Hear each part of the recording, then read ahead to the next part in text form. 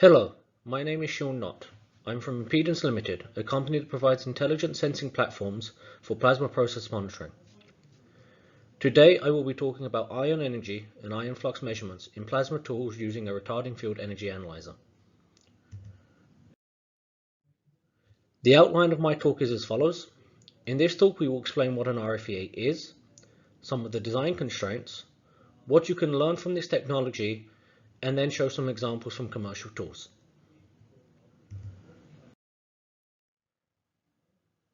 Why should we consider an RFEA as an important diagnostic? Simply put, deposition and etch processes are driven by the ions within the plasma interacting with the substrate. In order to control the rates at which these processes occur, we must therefore be able to measure the ion parameters. The primary parameters of interest are the ion flux and the ion energy. Examples shown here are the expected shape of an IEDF in a grounded condition on the left, and for an RF bias condition on the right. The energy peak in a grounded scan is determined by the plasma potential, whereas in an RF bias case, the energy distribution is much more complex. An RFEA is a multi-grid plasma diagnostic tool used routinely for the measurement of ion energy distribution functions and the ion flux. These sensors are typically 5 mm thick and can be placed directly on the substrate within the tool. On the left, we have a standard RFEA holder that is placed inside the plasma chamber. This can be a single sensor as shown, or contain up to 13 sensing elements in a holder that covers the entire electrode. In the center is a cross-section of the structure of a single sensing element, while the right shows the structure of a mesh grid used for each grid within the system. The RFEA consists of 4 grids, each with a different function. Grid G0 covers the orifices from the backside to reduce the open area seen by the plasma, while also being electrically connected to the orifice plate. The grids, all identical in size, have a hole size of 20 microns, which means that the open area seen by the plasma is 20 microns, which will be below the Debye length for most plasma conditions encountered. Grid G1 is used to repel any electrons that enter the analyzer. The presence of electrons can distort the IEDF being measured. A negative DC bias with respect to G0 is applied to form a retarding field for the negatively charged electrons. Grid G2 is used to discriminate ions with different energies. When a DC potential is applied to G2, a DC electric field between G2 and G0 results. If the DC potential of G2 is more positive than the DC potential of G0, a retarding field to the positively charged ions is created. The collector, C, which is used to collect and record ion current as a function of discriminator potential, which passes through the discriminator field. A negative DC potential is applied to collector. Grid 3, located between G2 and collector, is biased negatively relative to C. This creates a retarding potential for secondary electrons that can be emitted from the surface of C due to energetic ion impact. Thus, secondary electrons are immediately reflected back to C, and the true IV characteristic can be measured. The filters are designed to have high input impedance for the frequency range specified. This allows the RF potential at the analyzer body to be almost completely coupled to the grids and the collector, since the filter input impedance is always much greater than the impedance associated with the interlayer capacitance.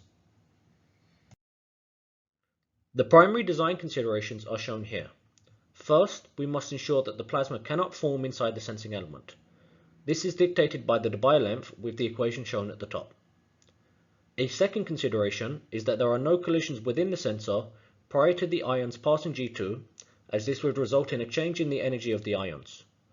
Therefore, the distance between G0 and G2 must be less than the ion mean free path. The third consideration is that there are no arcing within the sensor, as this can damage the grids. In the example shown, the current measured at each ion energy is shown in red, while the IEDF, which is the derivative of the ion current, is shown in black.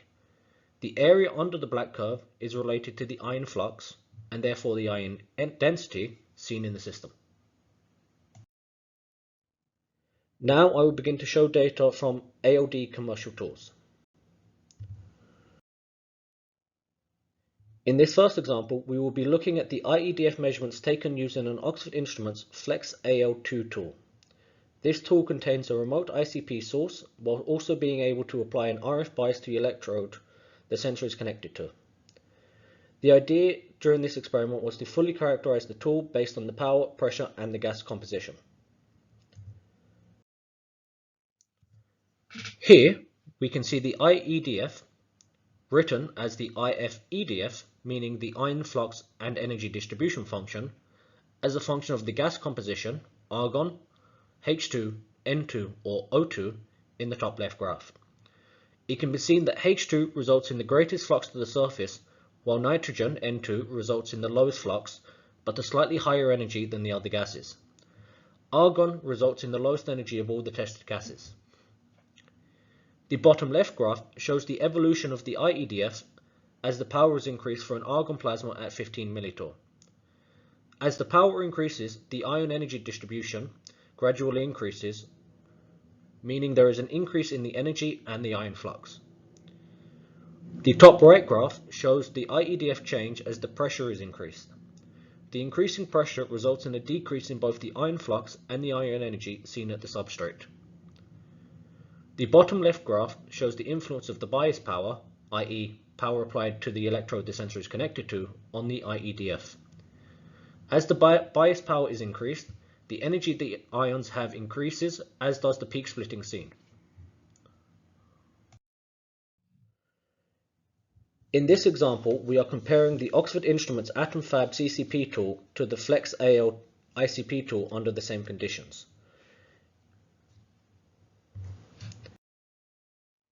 In the graph on the left, we show the behavior of the AtomFab tool as a function of power and as a function of pressure.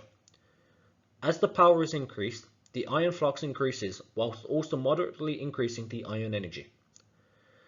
As the pressure is increased, the ion flux decreases, as does the mean ion energy. However, there is a slight increase in the maximum ion energy seen up to 200 millitorr. The graph on the right shows the comparison between the AtomFab remote CCP source and the Flex AL remote ICP source. For all pressures and at both powers tested, the AtomFab results in a higher ion flux than is seen with the Flex AL source. Now I'll begin showing data from the ALE commercial tools. This work shows the effect of chamber pressure on the etch profile evolution of nano-patterned silicon oxide using an Oxford Instruments Plasma Lab 100 etcher. The results demonstrate that the chamber pressure has an especially significant role, with lower pressure leading to lower etch rates and higher pattern fidelity. The pattern fidelity can be seen by looking at the bottom graph on the right, showing the sidewall angle and the undercut, which deteriorate as the pressure is increased. The final example I will be showing today is from an Oxford Instruments Lab 80 ICP etching system. This work investigates the extraction of positive and negative ions from a pulsed ICP system using SF6 as the working gas, where the bottom electrode acts as the extraction grid. This slide shows the time-resolved IEDF of the positive and negative ion beam extracted from a pulse discharged in SF6. The negative sign corresponds to the negative ion charge on the right. It can be seen that the positive ions can be extracted during the active discharge, i.e. when the plasma is on and the bias is on, as well as in the afterglow, i.e. when the plasma is off, while the negative ions are only accessible during the afterglow phase. Therefore, in conclusion, RFEAs directly measure the key drivers of plasma processes, i.e. etch and deposition. This is a much more direct representation of the process than the pressure, power, etc. Compact commercial RFEAs are available and have been demonstrated in a variety of commercial plasma processing tools. These enable rapid tool characterization and process matching between tools. Future development of the RFEA systems is to make the system fully compatible with a production facility. This means making the system wireless, such that the wafer can be loaded into the plasma chamber in the same manner as a production wafer would be. Impedans currently has a pending patent application for the development of this technology, which we call the Ionics. Example data comparing the wireless ionics data to the wired semion data can be seen on the right. Thank you all for your kind attention.